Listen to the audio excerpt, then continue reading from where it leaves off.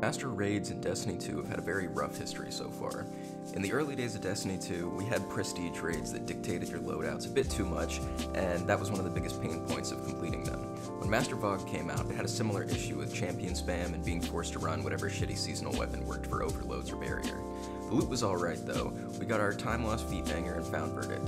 The former also had a 100% shot at the coveted PvE roll, and the option of getting to swap between two other perks that could also be a PvP god roll.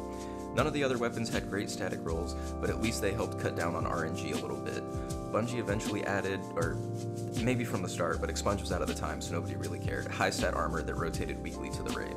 If you did the challenge, you got the corresponding gun, and if you did a different encounter, high stat armor with a weekly spike. Master Vow continued this, but at least took one step forward by not locking the weapons behind specific challenges and making it so that there were no more fixed weapon rolls.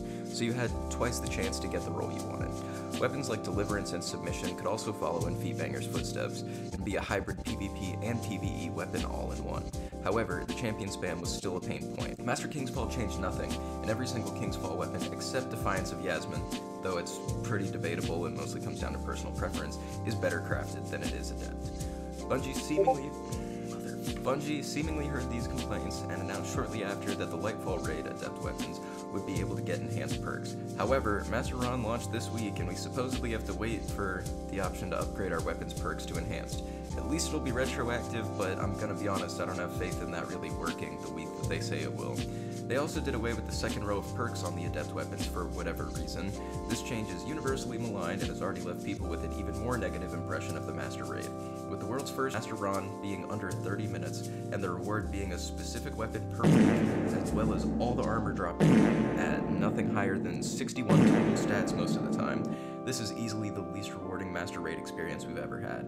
Now granted, the rewards are pretty on par with the difficulty, but how would you do this for anything other than the title?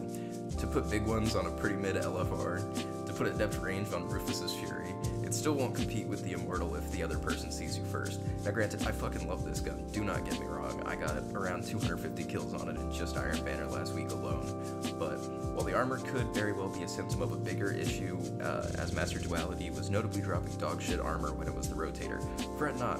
Bungie heard your concerns and has disabled the first encounter checkpoint, so you're less incentivized to farm for the shitty armor. That's like putting a band-aid on that giant space pussy the Witness opened up on the Traveler. This expansion is really not shaping up to be much better than Beyond Light at this point.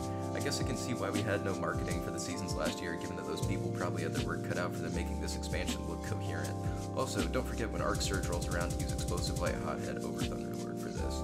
If you guys found this helpful or just want to support the channel, don't forget to leave a like, comment, and sub, and I will catch you guys later.